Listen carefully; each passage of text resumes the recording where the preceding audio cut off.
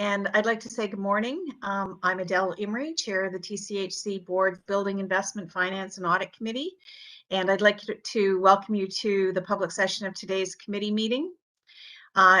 Continuing, in light of the need for social distancing to limit the spread of COVID, we are holding this committee meeting virtually.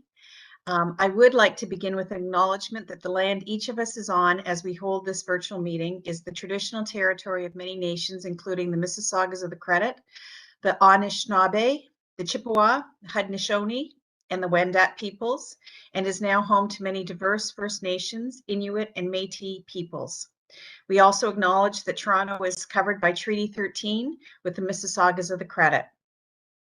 So during the public session today, we have several quarterly update reports will be brought forward to the committee for information, including Q1 2021 updates and reports from internal audit, ITS division, PAC awards and revenue contracts, and tenants first, and finally the homes project update.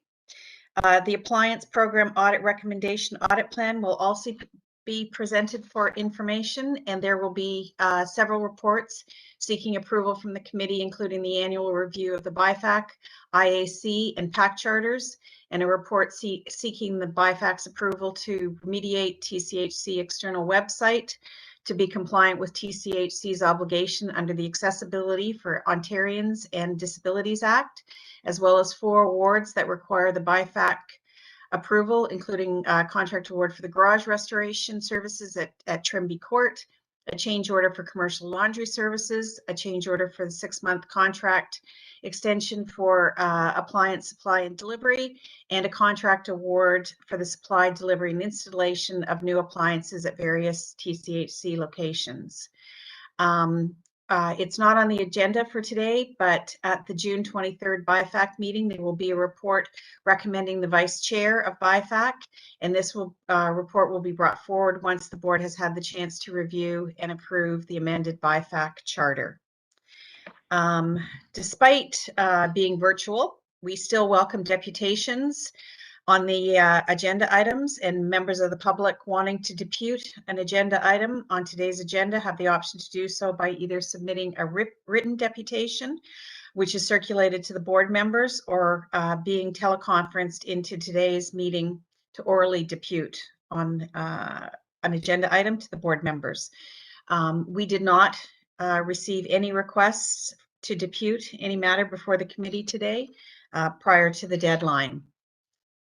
So I am now going to turn to the agenda, and I would like to ask if there are any additions or deletions to the agenda from the members. But first, I would like to request that we move item 8D, which relates to the appliance program audit recommendation plan, to be dealt with as 8B, and the current 8B and C become 8C and D. And I just think it makes more sense for us to deal with the issues related to the appliance program that the internal audit team pointed out for us. I think it was at the last meeting, and they are updating that report before we award contracts and approve change orders as it relates to the same appliance program. And could I ask if there are any other additions or deletions or changes to the agenda?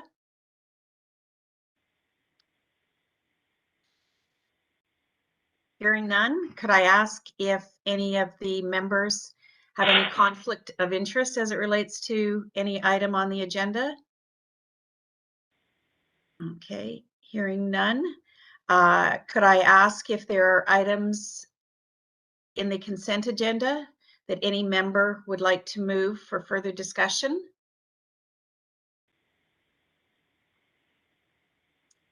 Hearing none. I can't actually see Nick, so I'm hoping he'll just jump in. I promise to speak up when okay, appropriate. thank you. I just can't see. Oh, there you are. Thank you. Okay, so could I have a motion to approve the public agenda as amended? So we've put together a motion that I think reflects the change that you wanted to make to approve the agenda and to reorder matters on the regular agenda by considering item 8D on the agenda prior to 8B is how I've Okay. worded it. That's much more formal and to the point. Sorry. So thank you. I appreciate it. Could I have someone move that motion? Brian? Nick? Brian, could you second that? Sorry. It's all in favor? I think I saw his eye wink or something. You know, his eyelash flicker. I don't think I'm going to wait. I'm just going to call on you guys alternately because that's that's all we've got today. So could I move on to item number 3, which is the business arising from the public meeting minutes and action items to date? And could I ask if there are any questions arising out of the action items?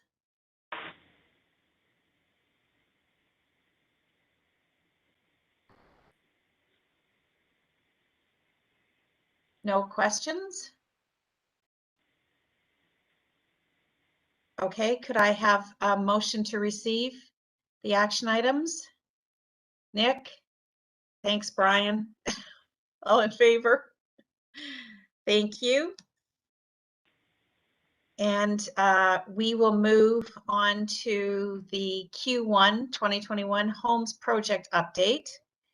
And I will turn this over to Louisa, our VP Information Technology Services. Thank you, Adele. Good morning, everyone. Thank you. Thank you. I'm pleased to provide an update to the committee on the status of the Homes project for the first quarter of 2021. The Homes project completion date in total for the implementation of the Yardi solution remains on track and is scheduled for 2021. And the Homes project budget also remains within the approved amount.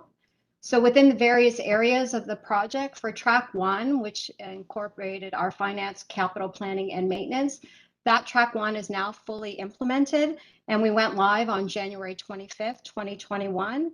We conducted about 6 weeks of post-go live support to the organization, and there were minimal issues reported. In subsequent status reporting, we'll remove track 1 from reporting as that area of the project is now fully complete. As discussed in previous meeting, we did decouple our track 2 into track 2A and track 2B, and the status report now reflects that, and we are reporting separately in those areas. For track 2A, we're moving forward to an implementation date, which was actually scheduled for the end of May, and we've pushed that out about 4 weeks to allow the enhancements that we've required of Yardi to be completed and properly tested. So we pushed that out to the end of June so that we can launch with our enhancements fully tested. The activities that were completed in Q1 include a revision of the integrated project plan, which is the decoupling of the track 2A and the demand maintenance and call center for track 2B. So that work was completed. We also executed the change orders, which are reflected in the budget summary for that decoupling, particularly around the Yardi change order, and to keep those resources on to be able to complete that. We've also done considerable testing for track 2A, and we're now doing our cutover planning, which means that we're putting in place all the activities that the business and the project need to complete in order for us to successfully launch in June. For track 2B, we're continuing to work our area in parallel with track 2A, and we are now in the middle of doing some testing, our second round of testing for that portion of the solution, and that work is ongoing. And I've outlined the stage of completions for the project in the report as well. And as noted, track 1A and 1B are fully executed. We're about 70% complete for track 2A as of the date of this report, and about 35% complete for track 2B. I'm happy to answer any questions of the committee. Does anyone have any questions for Louisa?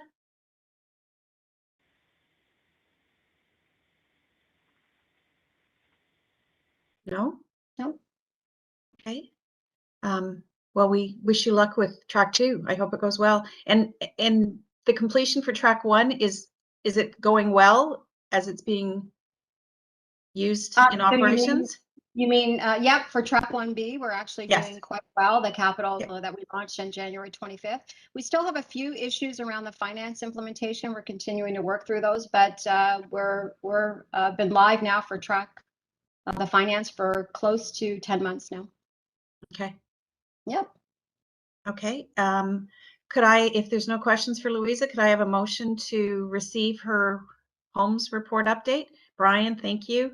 Nick, thank you. All in favor? Perfect. Thank you very much, Louisa. Thank you. Good luck. Hope it continues to go well. Thank you very much. I appreciate that, Adele.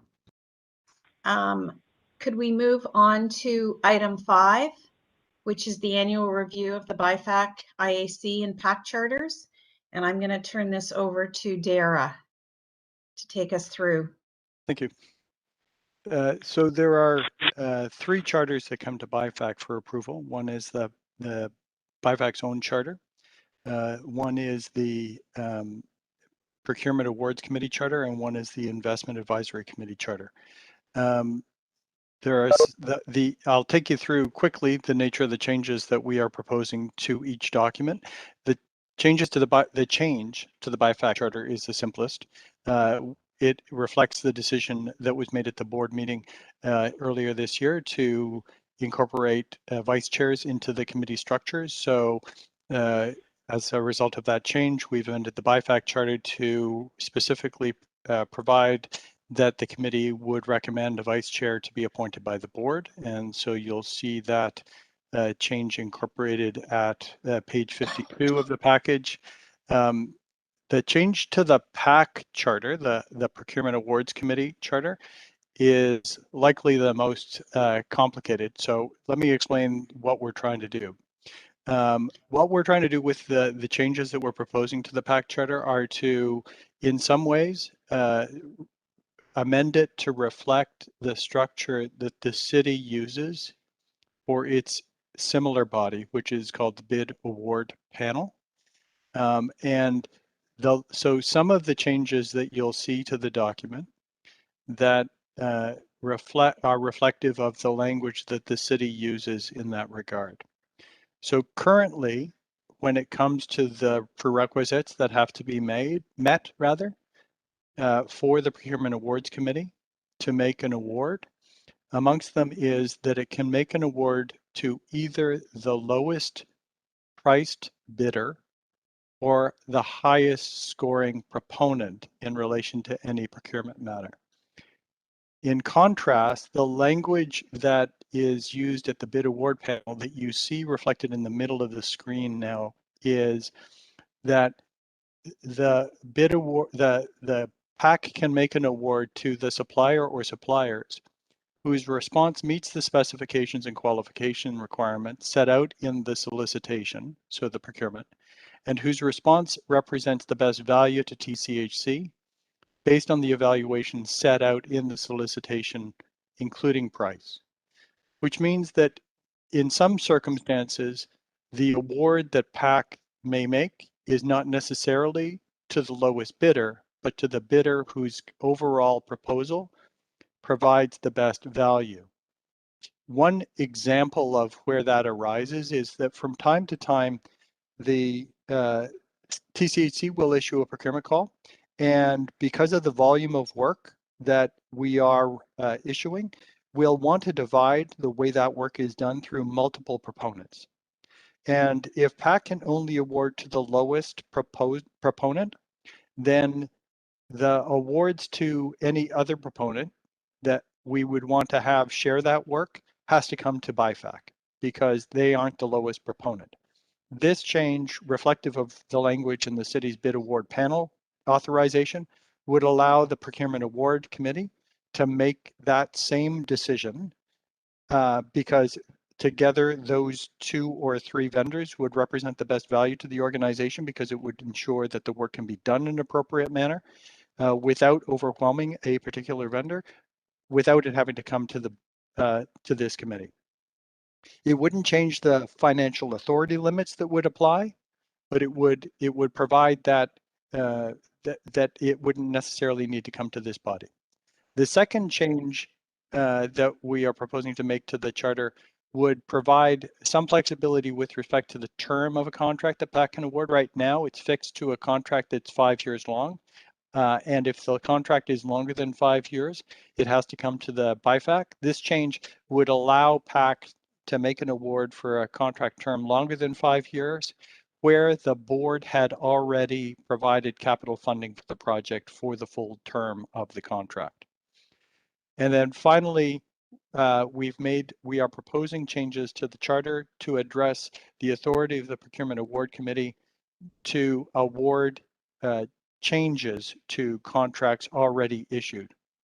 Right now, the PAC charter provides that the committee can make an award of a change order where the total value of the change order and the original contract doesn't exceed $2.5 million. What we're proposing is that we take a different approach to change orders depending on where the original contract was approved. So if the original contract hasn't already been reviewed and approved by the board or BIFAC, the same $2.5 million cumulative limit would apply. PAC could approve change orders to a cumulative value of 20% of the original contract price before the recommended change orders would have to come to BIFAC. Where BIFAC or the board has already approved the contract, right now, our financial control bylaw provides that the president and CEO can approve commitment changes to a value of 20% of the original contract price without a financial dollar limit. So on a $100 million contract, the president and CEO could approve a $20 million change order cumulatively. What we're proposing to do is to allow the Procurement Award Committee, where the board or BIFAC have approved the original contract, to approve change orders that are subject to a 20% limit or $2.5 million, which is the financial limit of the Procurement Awards Committee, whichever is less. So it would allow some change orders up to the lesser of 20% of the original contract price or $2.5 million to be approved by the PAC without having to bring them to BIFAC. Maybe I should stop there and see if there are any questions about those changes before I talk about the IAC changes, which are minor. Nick, Brian, do you have any questions for Dara? In terms of the time limit change, which I believe the 5-year limit, is that being driven by occurrences where those contracts have run into hurdles as it relates to PAC approving them, and maybe it's to do with regeneration projects? But I'm just wondering, is that solving a problem, or is that just to give more flexibility? If you get the gist of it. The change was actually driven by an observation that the language that we've incorporated into the PAC charter was reflected in the city's practice when it comes to their bid award panel. That one is actually an attempt to bring us closer in line with what the city's approach is, rather than an attempt to solve a specific problem. So we haven't had that problem very much. We had one contract recently come to the BIFAC that was 6 years in length when you included all the options that the TCHC had to extend, but it wasn't a capital contract. So it probably wouldn't have been caught by the change that we're proposing now. We're trying to, this is a change that's entirely driven by the question of, should we move the language to be closer to what the city does through its bid award panel authorization. Okay, yeah, that's helpful. I was curious if that was an issue that management was bumping into in terms of just contracts that ran over that length. But that's helpful, and I'm supportive of trying to align the overall program and approval process to be in line with the city, our stakeholder. Brian? Brian, you're on mute. You're on mute, I think.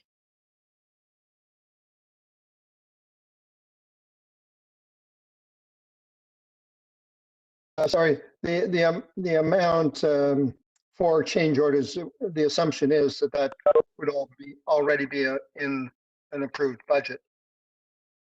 Yes, that continues to be a requirement for PAC to make an award. And my other question is with regard to the multiple, on large contracts and trying to have, I guess the assumption is that the lowest bid and highest rated contract can't deliver the entire package. I'm just thinking in terms of cost saving perspective. And is there like if the second one happened to be significantly more, is there a percentage like can't be more than 10% or differential between the lowest bid and the next bid, which would share that contract? I mean, is there limitations that way? So I can talk generally, and I'll invite Sheila to add if I leave something out. What we have practiced as a recruitment tool or as a procurement tool in this type of circumstance is a mechanism through which we will invite vendors to give us their price quote, and then with the intention that the actual price that we pay for the work, for example, we did this recently with the emergency restoration contract. We'll set a price, they offer a price adjustment, and we'll build the price into the model based on either the price that we've set or the responses that we get back. So in order to be eligible to participate in the program, the vendors would have to agree to our price for the work. That becomes a condition they have to meet in order to be eligible. So they don't, in the circumstances that I'm familiar with, have the unrestrained ability to set whatever price they want, and just because they're number two, they get the work.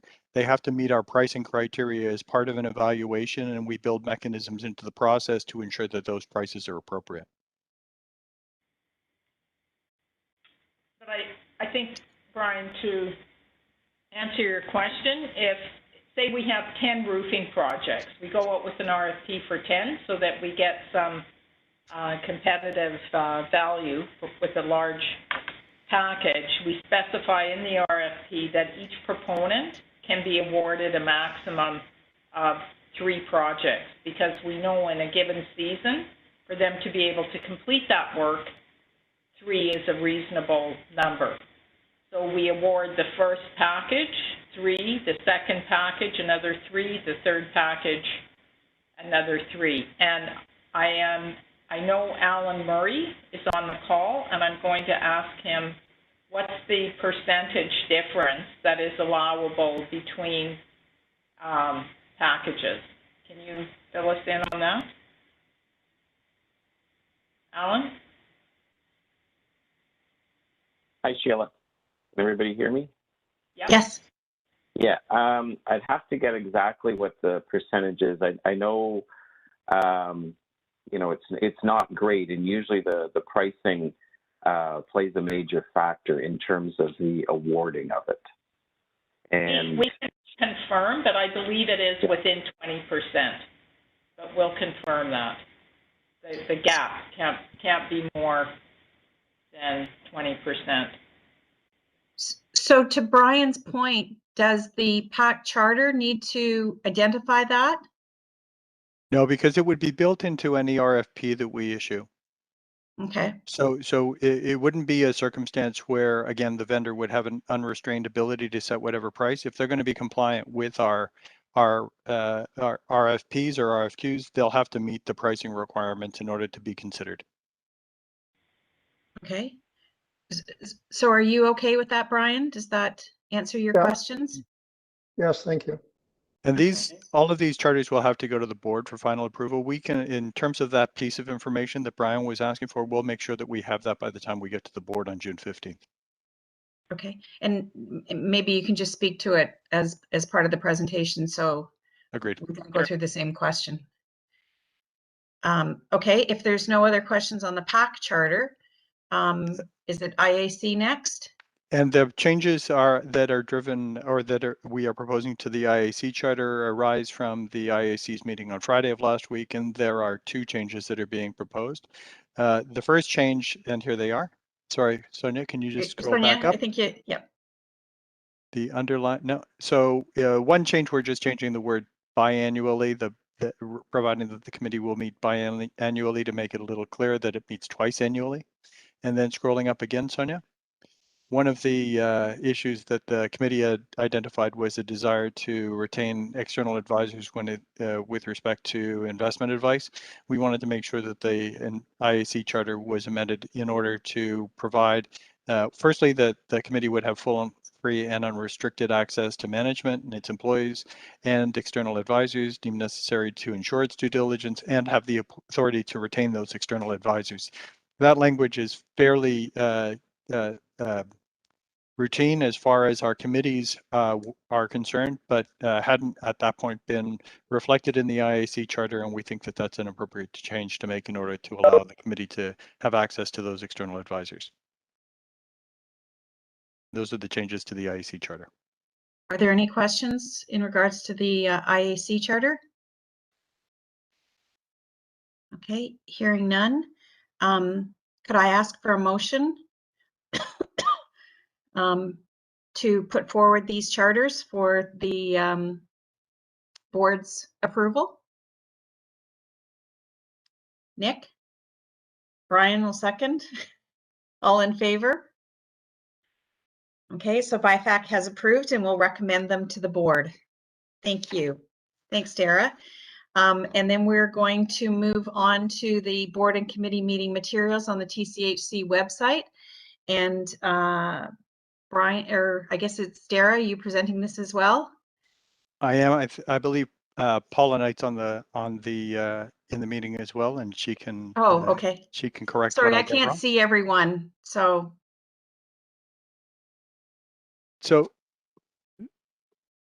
as an organization that is subject to the Accessibility for Ontarians with Disability Act, one impact that has on TCHC is that we have to provide to users a website that's compliant with AODA requirements, and the standard that is established through that legislation is that we have to meet what's called Web Content Accessibility Guidelines, or the acronym is WCAG in the report.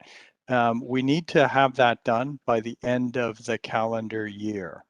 And the implication of that for the board is that for some years now, the board has expressed to management in at various times an interest in ensuring that all meeting material related to the board's work and the work of its committees is accessible directly from our website. And the challenge that creates for us is that means that we've got a bunch of documentation that frankly is rarely accessed by anyone, and is not AODA compliant, or doesn't meet those standards that are set by the WCAG guidelines. And in order to ensure that we are, as an organization, compliant with the legislation, what we're proposing to do is to keep all of the board meeting materials on the website that it is dated or has been posted on or after January 1st of this year in complete form. But for material that predates January 1, to post the agenda document for our meetings, so that members of the public who are interested can see what was considered by the board or its committees at that time, but to remove from the website the supporting information for those meetings, providing that if anybody wants those documents, we will provide it in a manner that is compliant with AODA requirements. And to be really clear, what we're not proposing is 2 levels of service that would provide that we'll have AODA non-compliant material on the website, and if people need the AODA compliant material, we'll get it for them. everybody needs to have the same level of service in order for us to satisfy the legislative requirements. And what that means as our strategy is we take that material off the website and we give it to anybody who wants it in an AODA compliant form. The reason that we're making that recommendation is twofold. Firstly, as I indicated, there does not seem on a regular basis to be a lot of demand for access to that material. But at the same time, there is a significant amount of material there, and the work that will be required in order to make it AODA compliant by year's end is significant. I think we've estimated the cost at $500,000. And so the option, of those two options, in the circumstances that we've faced in terms of prior demand for this work, this material, we think that the better option is the one that we're recommending, which is to take the material off, produce it in AODA compliant format when asked for it, and slowly build that stuff back onto the website, having gone through that exercise over time in response to individual requests for the information. Dara, could I ask, is it going to be clear how people make these requests? And is there a time limit as to how long it will take you to produce the materials for them? I understand that certainly we'll have clear instructions on the website. Paula, I think from a communications perspective, I mean, it's the communication staff that manage the website. But I think our goal would be to have clear instructions for folks, anybody looking for this material on the website, and a service level that they can expect us to meet when they ask for this material. There will be some technical measures that we'll need to undertake in respect of that material in order to make it AODA compliant, and that will take some time for some of this material, but we want to make this easy for folks who want to get access to the material. We just want to do it in a way that allows us to meet our legislative requirements. Paula?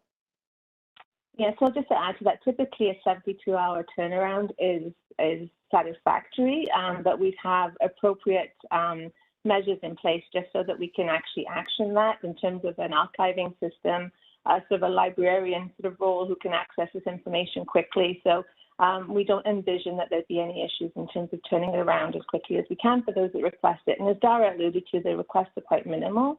So we expect to be able to action the service levels pretty quickly for those that request access. And once you produce that, will you leave it on the website? Yes. Okay. Yeah. Okay. Sorry, I think Brian, you had your hand up. Paul answered my question. Thank you. Oh, okay. She anticipated it. Are there any other questions? I guess like it was answered, but just to confirm, because obviously it sounds highly counterintuitive that we should be removing materials to make things more accessible. But I guess that's just the nature of the legislation, that whatever is posted has to be compliant. And I agree 100%. Going back to 2003, given the sort of historic demand, that doesn't make any sense at all. But I just want to confirm I heard that correctly. We need to remove those materials to be compliant, and then notwithstanding it, obviously it feels less accessible. That's just the nature of the beast. The Act doesn't prescribe what we have to have on the website, but what it says is whatever you have there has to comply. Right. And that's okay. That's our best solution. Yep. Thanks. Okay. And as long as it's easy for people to make those requests. Yeah. That's critical, as well as I'd say going forward, that everything we create going forward is an accessible format. So that's also a critical element, and that we're trained to do that. And where possible, that PDF isn't always the best way anyway to use HTML, something that's more accessible through the web. So looking at that with our IT partners as well is something we're working on right now. And there's no approval process. For access? Yes, for if someone asks for something, it's a question of just time to do it, as opposed to should we or shouldn't we? Correct. It's just a matter of time to do it.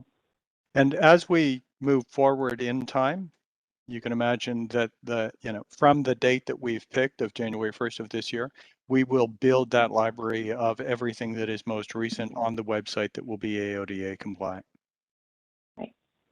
And does that add additional cost and additional time as you're posting the items going forward? There'll be a Or is training it- component for staff in order to make sure that they understand what their obligations are. So there will be Okay. a cost associated with that training piece. In some circumstances, there may be special measures that we need to take in order to, for example, if there is non-verbal, non-language based material in a document, that we need to provide corresponding explanation of what that graphic represents. So for folks who like graphs, those graphs will mean that we have to take special measures to build into the document an explanation in language as to what the graph represents for folks who don't see the graph, Okay. so that they And can as use far as assistive devices. colors, So we already Yeah. try and limit the use of colors in report. okay. Okay. And you'll notice that our reports now, what we try and do in presenting the information, the language in the report, is to make sure that we don't use shades of gray as background for text, because that makes it harder for people to see. And our consistent standard is a 14-point Arial font. It's highly visible. It is perceived as being a font that people can see if they are challenged, and that devices that people use to help them read documents that they can't see can recognize easily. Okay. Okay. Does anyone else have any questions or comments on this matter? Okay. Could I have a motion to approve the recommendations in this report to be forwarded to the board? Brian? Thank you. Nick? Thank you. All in favor? Thank you. Thanks, Paula. Thanks, Dara. Thanks. We are going to move on to item number 7, which is the contract award for the garage restoration at Trimby. And is it Alan who's presenting this? Alan, I'll turn it over to you. Thank you. Thank you, Madam Chair and BIFAC committee members. Today, we're seeking your approval to award a contract for needed garage repairs at our Trimby Court property. The work will occur in 3 phases, and as a requirement is set out in the RFQ, it was that the successful proponent hold their pricing for all 3 stages of the project. The bidder with the highest weighted score was originally awarded this job in the March 11th BIFAC meeting. However, after the award, that vendor advised us they would not hold their pricing, and thus they were disqualified. So the award we're seeking approval for today is to the next highest scoring proponent. I note that the report states that the award is to the low bid. However, I apologize, that's incorrect. So I ask that it be reflected that the award, if approved, is to the next highest scoring bidder. Your approval is requested. Are there any questions for Alan? What is the differential between the 2 bids? That was in the in-camera material. As a percentage? Yeah. Anyway, that's okay. I'll go back and look at that. Sorry, I'm just not sure I'm allowed to. Yeah. It was small, a small percentage. It wasn't significant. Yeah. Okay. Thank you. So Alan, could I ask, did Roma agree to hold their price and then back out, or like how is it that they didn't realize that that was a key component of being awarded the contract up front? It was clearly stated in the RFQ. And so when they submitted the bid, that was understood that they were abiding by all of the terms and conditions of it. However, then when it got to the time of actually executing the contract, that's when they said, no, we're not doing that. Okay, and that's when it was found. So we had to disqualify them. And as part of their response, they don't have to, commit in the response to complying with all the terms, or is it just implied? I'm just wondering, maybe it should be more explicit. Yeah, I mean, it is, this is unusual that we've had this happen. Normally, we haven't had to disqualify for them not agreeing to hold pricing. So this is very unusual in my experience. But I can certainly take that back to procurement and make sure that, you know, if there's anything we think we need to change to make it clearer, we absolutely will. But this, I was just wondering if it should be more explicit on the bidders side. Did Roma say they weren't aware of this condition, or like had they just missed it? Or whether they were hoping to, Yeah. Yeah, be awarded it and that you would back down on that. I don't know what. I think that might be with it's as I say, it is very unusual that this happens. This is I'm not sure if I've actually seen it. I guess the one question I would have is if somebody did this, whether we would then disqualify them from future bids for a period of time, 3 years or whatever, because otherwise, you know, I mean, it's been a waste of your time and the other proponents. Yeah, and it causes a delay. Yeah. Sorry, Sheila, did you want to say something, or? So I think the fact we can take that back to our vendor management team, but I think the fact that they've lost this contract, that they'll pay very close attention in the future. It's a pretty significant contract to have lost. Well, and hopefully others hear about it as well, because if they're just trying to retrade you and you know, think that you're pot committed because they got through the RFPs part, it's good on the team for maintaining that discipline and bringing it back. Like we had approval, right, on the contract, and we brought it back because that's not fair. Mm-hmm. Which is appropriate because they weren't complying with all your terms. That's right. And price is a key component.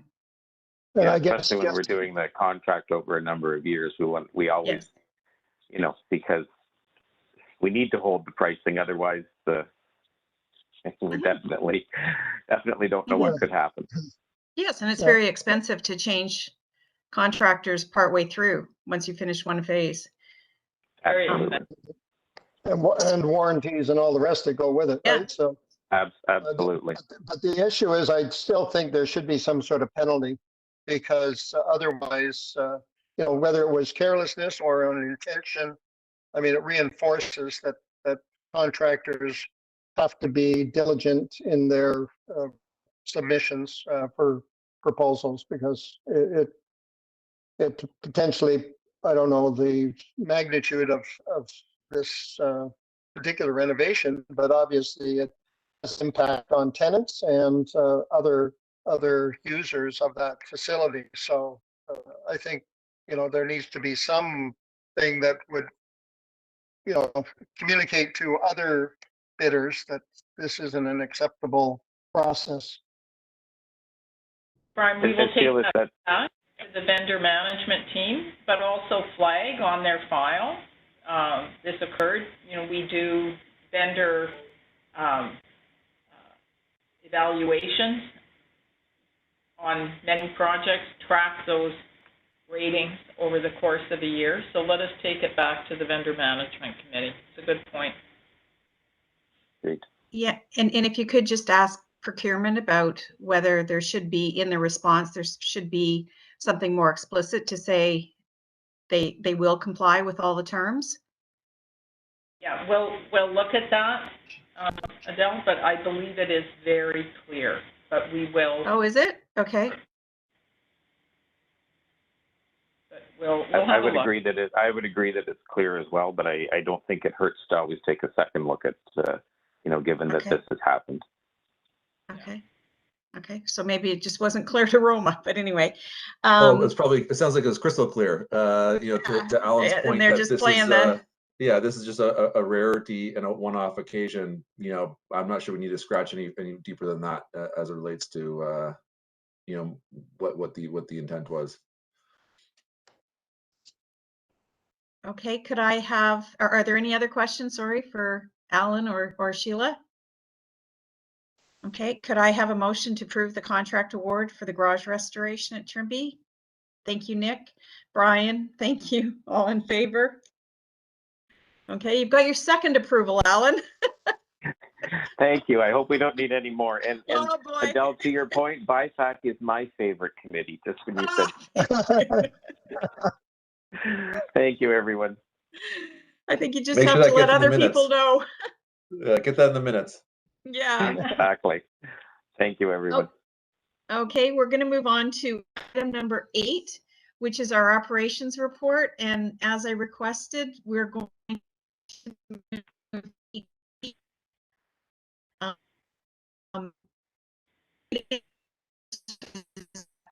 commercial laundry, Sparkle Solutions. I'm sorry, and that stays in that order. It's D is going to move into B. So I'm sorry. So I will turn this over to John. John. Morning, Madam Chair. The report that is in front of the committee today seeks approval for a change order for Sparkle Solutions for the continued provision of commercial laundry services at TCHC. And for the benefit of the committee, the scope of the commercial laundry contract includes the provision and maintenance of over 4,800 washers and dryers across the TCHC portfolio. And currently, Sparkle Solutions is the incumbent vendor for the commercial laundry contract. It's a contract that they've held since 2005. And with the last extension being granted in 2010 and having the contract has expired, having expired last October 2020. Since then, there have been 2 change orders which have been requested and approved, which really has allowed TCHC the opportunity to post an RFP for the commercial laundry contract this past February. That RFP has since closed, is now in the evaluation stages. And the goal of the new contract is to have it in place for September 1st. So we're going to continue to go through the RFP process. So the request for the change order is for up to $1.87 million on a month-to-month basis for up to a 12-month term expiring June 30th, 2022. We believe with the change order, it will allow us to avoid any disruption of service while the RFP process continues through the continued provision of commercial laundry equipment across the portfolio. And the timeline, the extended timeline, I should say, also allows for the transition to a new service provider in the case that the incumbent vendor, Sparkle Solution, is not the successful proponent. So it does build a timeline in, and there has been a supplementary attachment provided in the report that outlines the sequencing of the scenarios. And with that, Madam Chair, I'm happy to take any questions and comments with regards to the report. Okay. Sonia, could you share the timeline? Yeah. We can go up. Sonia, would be the attachment 1 is probably the better. This one. Yeah. That's it. Okay, thank you, Sonia. Brian, you had a question? My question is how much input is factored in with regards to tenants? Because this is obviously a critical piece of infrastructure that they depend upon, and do tenants, do their response to the service, the quality aspects be factored into the assessment? Yeah, so Brian, to the chair, the feedback that's been included in the development of the RFP, we had looked at data as it relates to complaints that we received for commercial laundry. And in cases, when you look at the data, it'll suggest that there's complaints of few machines being out at the buildings. However, when you think about a common setup of a laundry room, there's a few machines.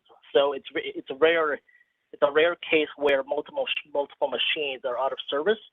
So it's isolated in terms of the complaints, but also in terms of the maintenance of the machines, in terms of the exhaust. We've heard some feedback as well from tenants in terms of from a maintenance standpoint. So those have certainly been factored in and then been emphasized in the RFP as we went through the process.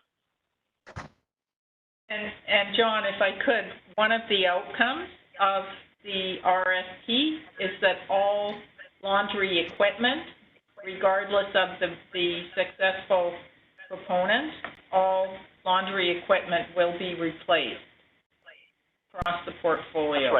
That's right.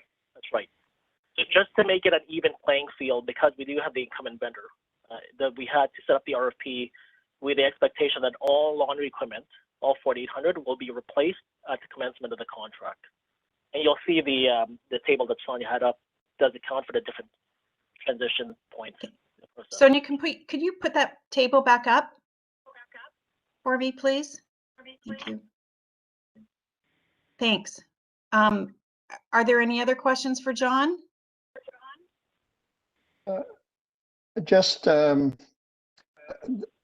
would like Sheila to comment whether the restructuring of the portfolio into our 3 regions and the hubs and the ability to identify and report, service issues, will that be assisted as a result of the restructuring that we've done or you've done? So I thank you for the question. I mean, the purpose, the fundamental premise behind restructuring was to bring service closer to tenants so that those thousands of interactions that happen every day between a tenant and a staff member can be resolved locally at site. And the provision of laundry is critically important to our tenants. Nothing is, it's an important service. So by having a staffed hub either within your building or within close proximity to where you live, where you can take concerns like laundry concerns to the hub, I believe will be an assist to tenants. Thank you. Could I ask a question? So there's a 5-month lag where the new, if it's a new proponent, is just ordering appliances. That seemed like an excessive amount of time to me, and why they didn't start installation as they receive appliances. And I wanted to make sure that no building was without a washer and dryer, so that I don't know how many machines would be in each building, but that if they're removing, I didn't know if Sparkle had to remove their old equipment, but if they're removing it, that on the same day, the installation of the new equipment is in place. So no one is without laundry facilities for an extended period of time. Chair, to answer your question, the buffer that we placed here, it's a generous buffer. Really accounts for the experience that we've seen in I would say the global supply chain market and the disruption the pandemic has had on appliances in general. And you'll hear a bit about that in some of the reports for appliances, that there's been a backlog of manufacturing for these types of equipment. So that accounts for that, but as well, it allows the new proponent, if they're successful, the time to coordinate with Sparkle. To your point, we don't want to leave buildings with no laundry equipment. And so there's a high degree of planning of swapping in laundry equipment on the same day and taking them out. And so that's really meant to have the new proponent, if they're successful, coordinate with Sparkle really at the building level to get to have them really coordinate their delivery and removal of the equipment. And the expectation is if we're able to push up and if the new proponent is able to get their supply of new equipment, and people realize that they have to order 4,800 new washers and dryers, we're able to push up the timeline if need be. Okay, but I would think as when they're bidding, that's a key component to whether they can bid on this project, is that they have access to these machines. And anyway, I was just curious why you were waiting for the installation for like till the end, and that they couldn't start at least some of the changeover. And I just wanted to confirm they earn their money from just the tenants utilizing their machines. So the proponent, the way the structure, the fee structure is set out, is there is a licensing fee that we pay to the proponent. Yep. And then there is a revenue cut. So they take 10% of the revenue, and then TCHC takes 90% of the revenue. Okay. And if you're signing the contract as of September 1st, I'm presuming that the licensing fee doesn't kick in until March. Once. Correct. That's correct. Okay. That's correct. Until the machines are physically in. Okay. Okay. Are there any other questions? The last one, I was just curious why this kept, like, because we've had 2 change orders to extend Sparkle's time. Is it that we just didn't anticipate how long the RFP process would take? That's partly right. So first reason is that we had, through the newly developed operations compliance department, we had to recruit some staff that would lead the development of the RFP. And because this arrangement has been in place, really frankly, for the last 15 years, we had to develop the RFP from scratch. So it really required us to do a lot of consultations with a lot of housing providers, look at the current state of the market. So it really needed to be developed really from ground zero. That's why it needed the extra time. And we just didn't anticipate sufficient time in the other change orders. Correct. You also had to do an inventory.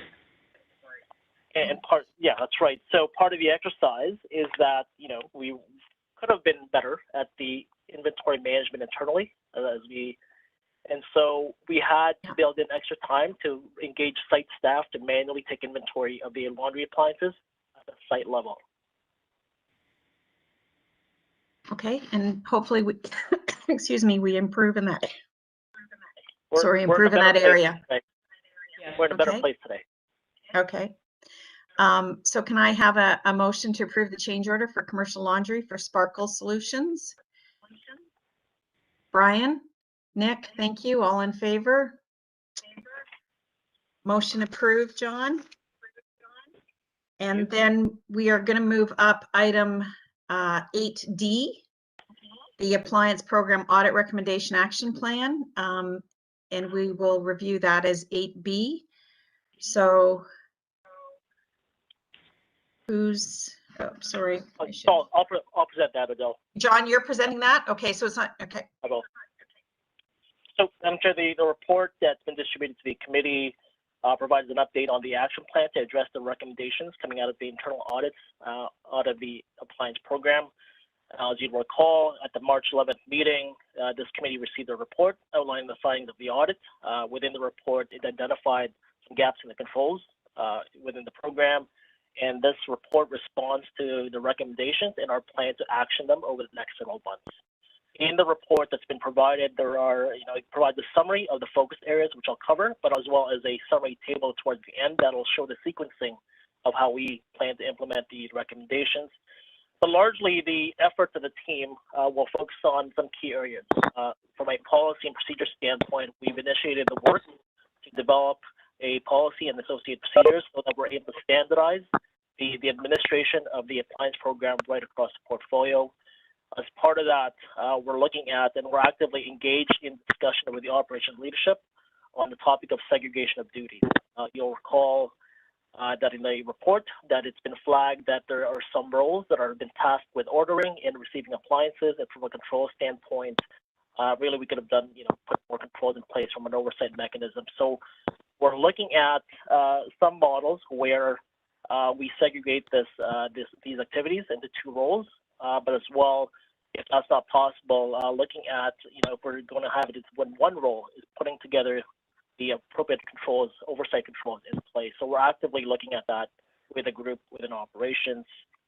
A huge part of the work that we're doing is we're working with the Homes project team to develop, configure, and largely implement the inventory module.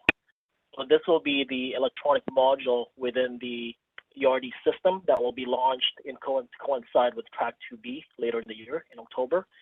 And really, this is the electronic module will allow us to centrally track all of our assets, in this case, the appliances, by affixing barcodes manually on the appliances, having a central repository so that we're able to track the receipt of these appliances when they come to our properties, the transfer of these appliances between units, because in some cases we do move appliances between units, and when time of disposal. But as well, what the asset management system allows us to do as well is track the warranties of the appliances. So we know that the appliances come with a 1-year warranty. There have been cases where I would say we have prematurely replaced appliances. Right? So the system will automatically flag for the user in case there's any attempts to order that the appliance is actually covered by warranty, and to work with a vendor to work on a replacement on that front.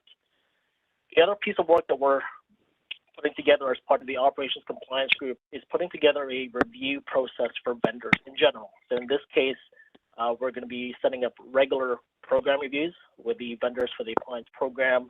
As part of these reviews, we'll be developing certain criteria that we're going to assess, as well as establish regular reports that will be provided to the operations compliance program on a monthly basis, and we'll use that as the basis of our performance reviews, so to speak, moving forward. With that, Madam Chair, I'll be happy to take any questions or comments on the work plan and the action plan to implement the recommendations.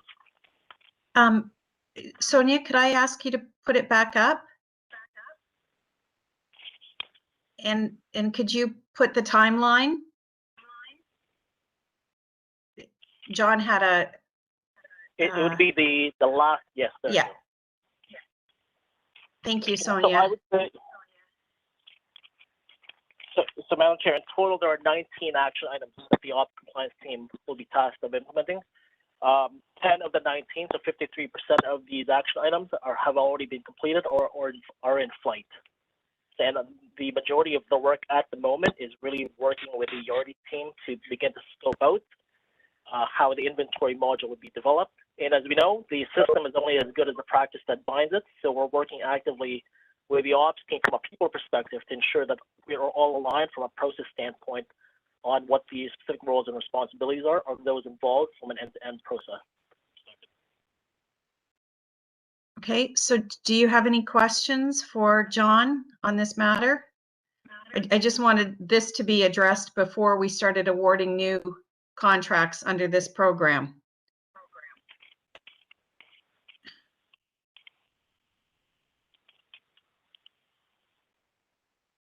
Okay, so Nick, Brian, you don't have any questions for John? Okay, I did, oh, sorry, Sonia. Sorry, Sonia, could you put that back? I did have questions on the contract reporting because we are contracts, and I wanted to make sure that those contracts had specific reporting criteria in them before they're executed. So I don't know where the contract reporting is, but it's in progress. It's not complete yet. It's in progress, yeah, that's correct. Yes, but I want it to be complete so that it's in the contracts that we're actually approving today, or you're asking us to approve today. So the reporting requirements are embedded in the contracts. Okay, so then I'm confused. Then what is in process? Which line are we looking at here? Below vendor compliance? Yeah. Oh, this would have been, this report was written a few weeks back, so that would should have been. The team has been actively working with embedding the language within this specific contract. We're looking at the first line item, right, on vendor compliance? Yeah. Well, I would think that all line items, like as far as quarterly vendor performance reviews, all of that stuff should be covered, but certainly number one. And establishing their requirements for performance reporting. So that's embedded in a contract. Again, this report there was a lag because the report was written a few weeks ago, but that is embedded. The requirement for the regular reporting is embedded in the current contract. Okay, because you've got Q3 and Q4. Like it's according to this, it's quite a ways out. Is it related to the Homes project? So no, the vendor no. So the vendor compliance piece, and like we could certainly revisit that and push that up. So Brian, a lot of the work that's related to the Homes project is, I believe, the last section of this table. So you'll see that some of that is pushed out. But Del, we can certainly revisit the items 2 and 3 under vendor compliance there. So, John, if I could, I think what Adele is asking, in the contracts that we're going to consider next, 8B and 8C, in those contracts, do they understand that there are new reporting requirements, that we will be conducting quarterly vendor performance reviews with them? I can say for the CARE award, they do. With Mid-Northern and Appliance Canada, we're doing the reviews currently. But we can certainly take the time to reinforce that with them. Okay, thank you. Okay, and that is important, and I don't think the contract should be awarded without the proper language in there. Because if you change it in Q4, once the contract is signed, you can't go back and say, well, we'd like to change our reporting requirements. So I would like you to consider that. And my understanding is that when we consider these contractors, that one of the conditions is that they have quick access to appliances, and so that we don't have to be maintaining inventory. So I was surprised with the report from internal audit that we had the significant inventory that we do, and I would like to confirm that we have a handle on our inventory before we're starting to order new from these new contractors. So, John, currently we don't have the home system in place to do a to track the inventory in a comprehensive way. So the inventory system that we've set up now is manual. It's site-based. And there have been supply chain issues with getting new appliances as a result of COVID. So we have to ensure that superintendents have access to appliances to meet demand. But right now, Adele, the new inventory system for appliances is paper-based and it's kept at site. And before new appliances are ordered, does someone check that inventory on site to utilize whatever is available to them before we order new? So the managers of building services would do that now in the new structure with the superintendent. Okay. They would try to utilize the building site inventory, and that, again, that's dependent on storage space on site. Again, to your point, they'll go through that exercise before ordering appliances.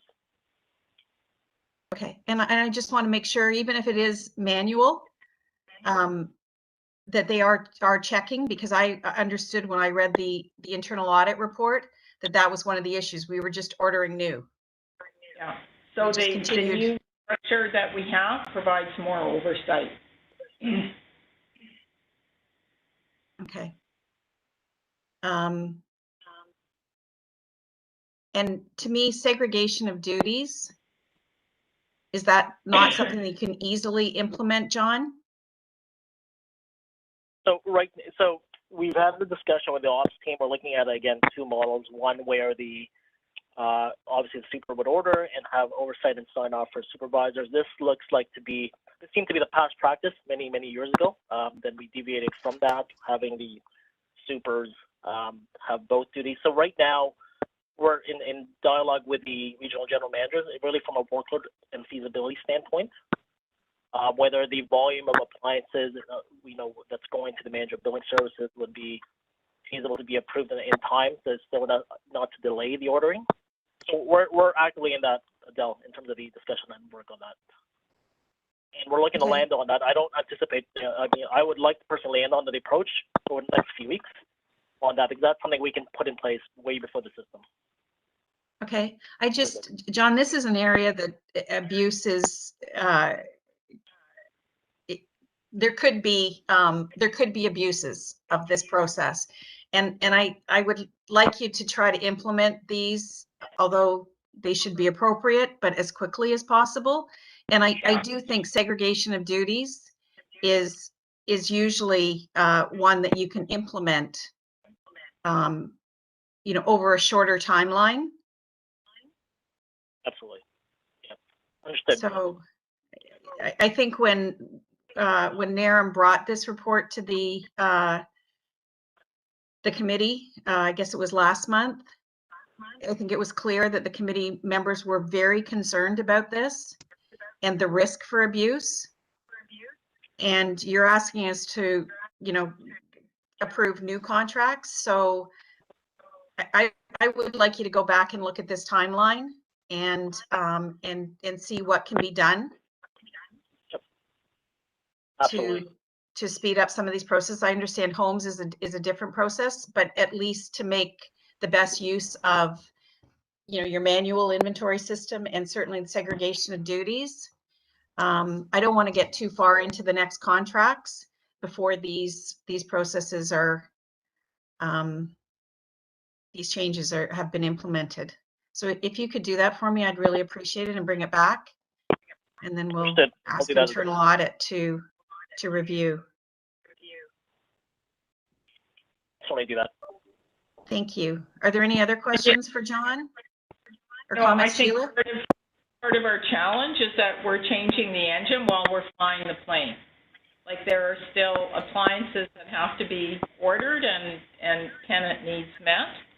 And I do believe in that the new structure with, like, these functions used to be all rolled up under one position: cleaning, maintenance, appliances, everything within one position. And the fact that we now have dedicated oversight, manager of building services for the superintendent, a manager of cleaning for cleaning, maintenance for maintenance, it allows for better segregation of duties and ongoing oversight.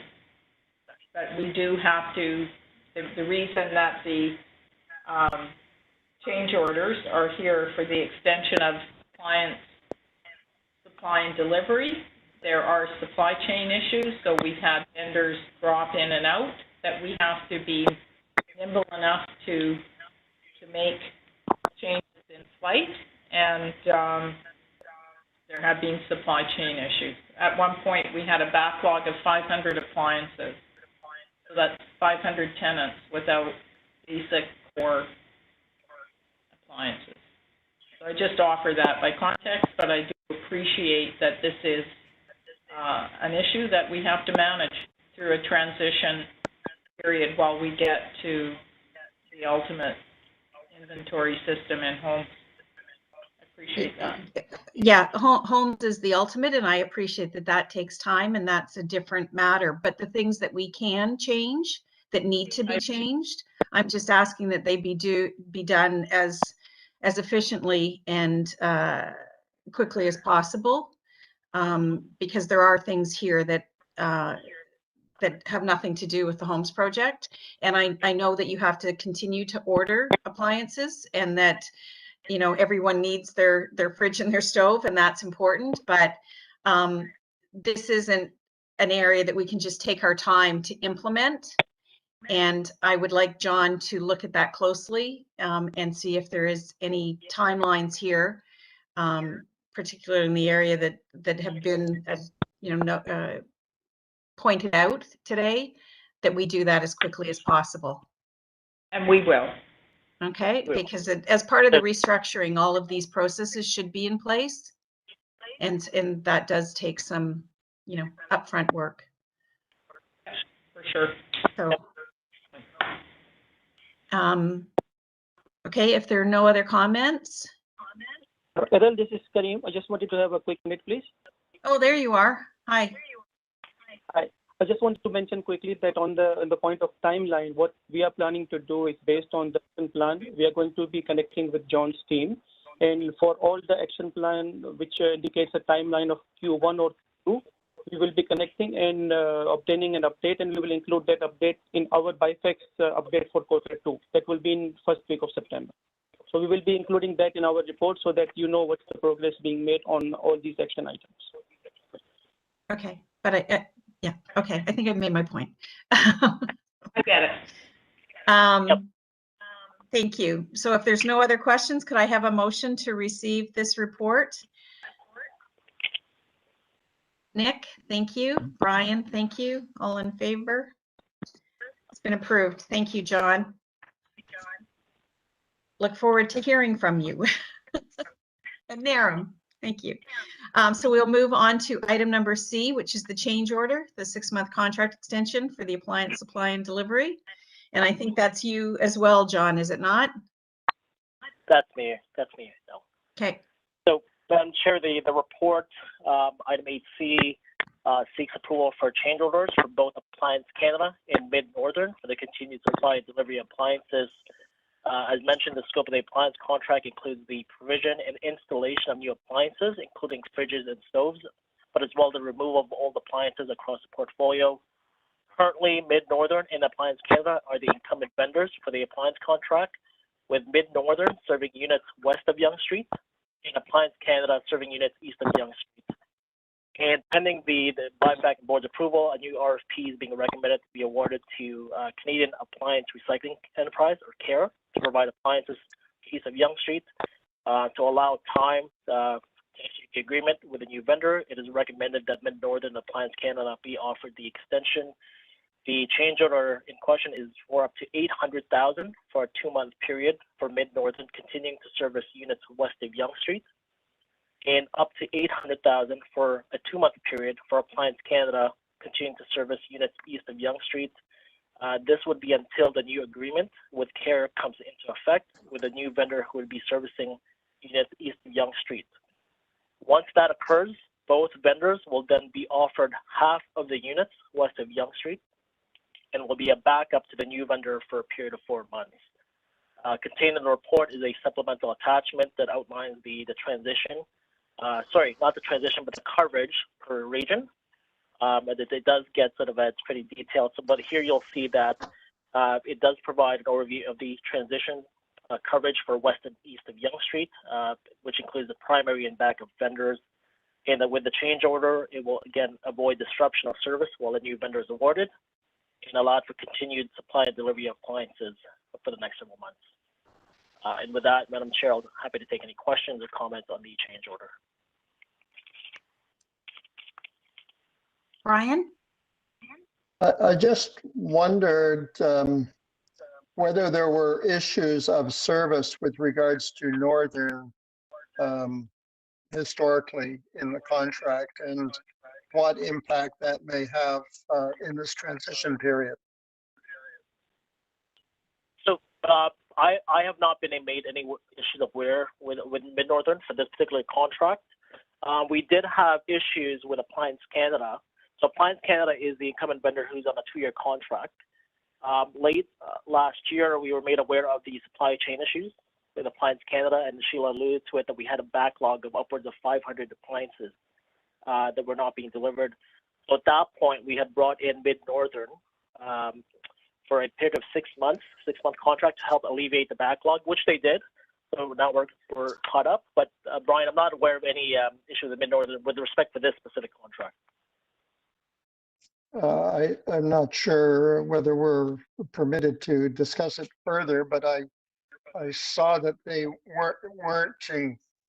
didn't meet certain standards in the process for the new contract, and I just didn't know whether that was due to any service issues. Okay, so that was not related to service issues. That was and then I'll get to it later. It's more of a process issue.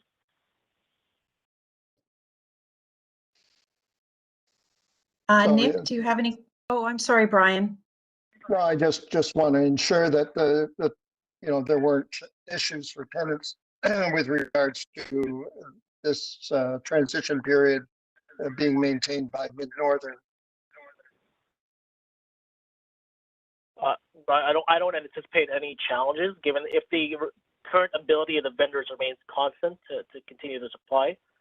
I don't anticipate any challenges. And in fact, once CARE comes in as the private vendor pending approval from BIFAC and the board, and the fact that we're actually scaling down Appliance Canada and Mid-Northern to only a quarter of the portfolio, I believe we'll have adequate coverage, backup coverage as well in this program. Thank you.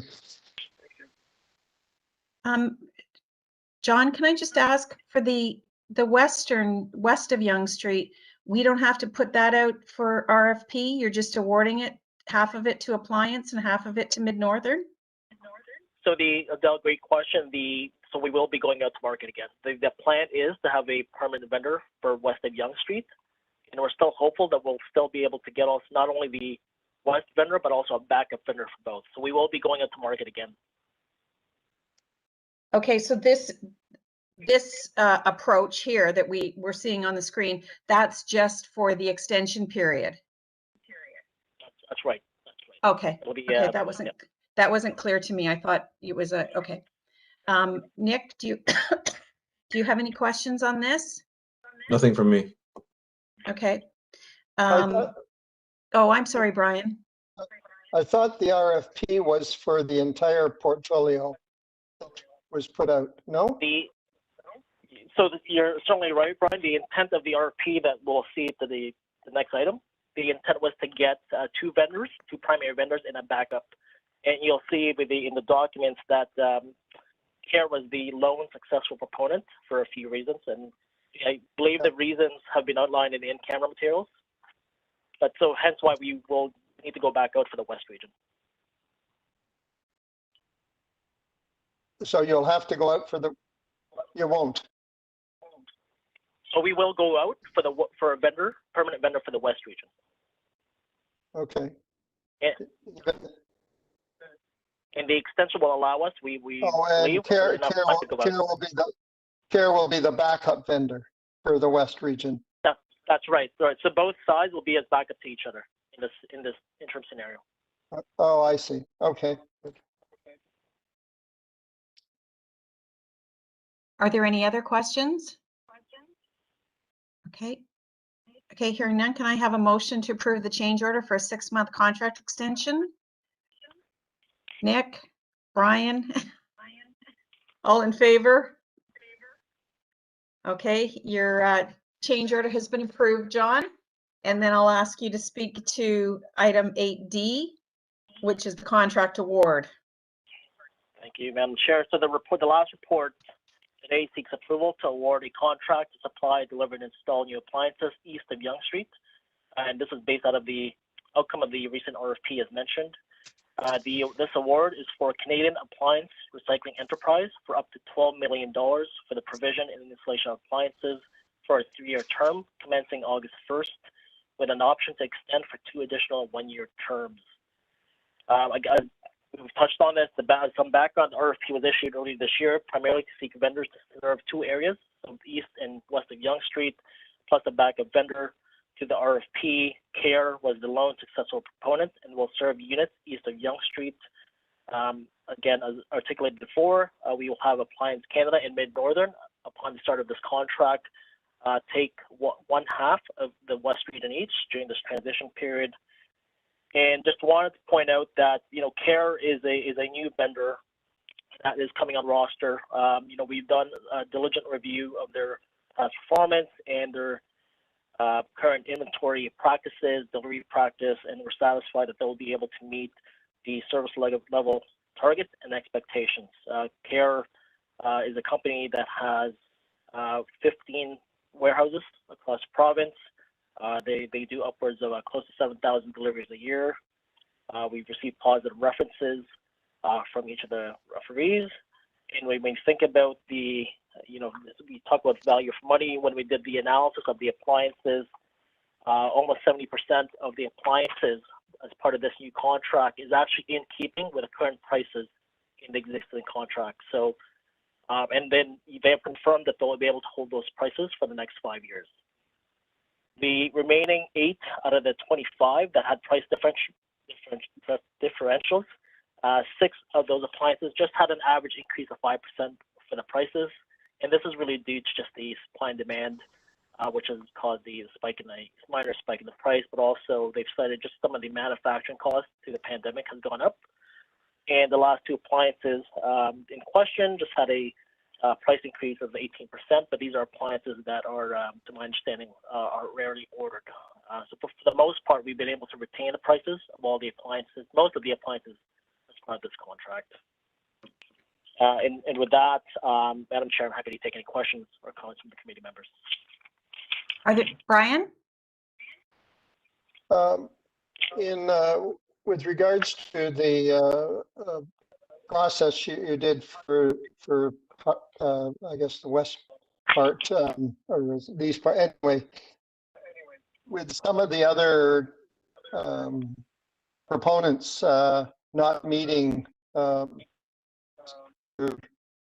standards or pricing, what's the challenge in terms of actually finding an alternative vendor who would do the other half and be the backup based on your first RFP that you've gone through? So it's a great question. There are limited vendors that can provide and supply at the volume that we require, right? So when we look at just the sheer size of TCH's portfolio, there's only a few players in town. So hence why we're extending the contract with Appliance Canada and Mid-Northern, just to ensure continuity and have them cross cover for each other for both regions is probably the best approach we're going to try and mitigate through hopefully for the remaining days of the pandemic. And hopefully, through the second RFP that we're about to issue, that we were able to get some of the vendors who are able to keep up bid on it. So again, that's very limited. There's not a whole lot of them in town that can do this work. No, I just looking at the process for the first one, it seemed that either there were pricing issues or didn't meet certain criteria.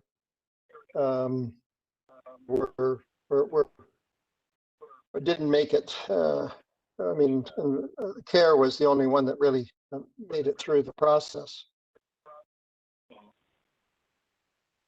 So I would say, go ahead, Sheila. I was just going to say, I've seen the summary of what the issues were with the providers, and hopefully they will learn from the RFP process that they went through with us for the East region. So you think they still potentially, if they improve their process or pricing, Right.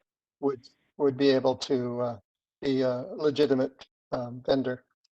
Yeah, it wasn't the pricing so much as issues in how they submitted packages.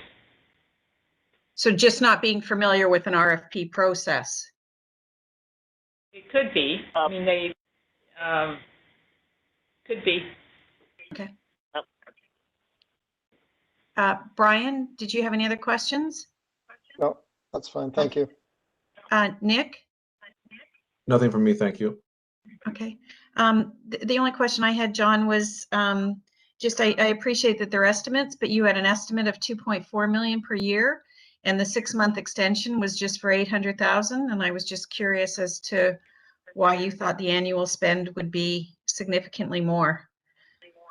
So the 2.4 is based on the current run rate annually. The 800,000 is awarding Appliance Canada 200,000 for the first 2 months, and then because we're actually scaling back our portfolio, it's the remaining months are dropped out to 100,000. Hence why it's only 800,000 for this contract extension. So sorry, why are we scaling it back? So as the new agreement comes into place, CARE will take carriage of the unit east of Yonge Street. And so the Appliance Canada, who's assigned to Yonge Street, we're actually scaling them down to 1/4 of the portfolio now because they're going to have West Region. Okay, okay, so it's 1/4. So the 800 isn't reflective of a normal 6-month spend. That's right. That's correct. Yeah, that's correct. Okay, I misunderstood. Thank you. Are there any other questions for John? Okay, hearing none, could I have a motion to approve the contract award for the supply and delivery and installation of the appliances? Nick, Brian, thank you. All in favor? Thank you. And if you could, John, if you could just address the reporting in the contracts. Will do. Certainly. Thank you. And could I ask if there's any other business? Okay, hearing none. Could I have a motion to adjourn the public meeting of BIFAC? Brian, you're quick on that one. I'm surprised you guys didn't put up your hands together. Thank you very much. I really appreciate it. And I hope everyone enjoys the sunshine today. Yeah, great. Thanks very much. Okay, take care. Thanks, everybody. Good day. Thank you.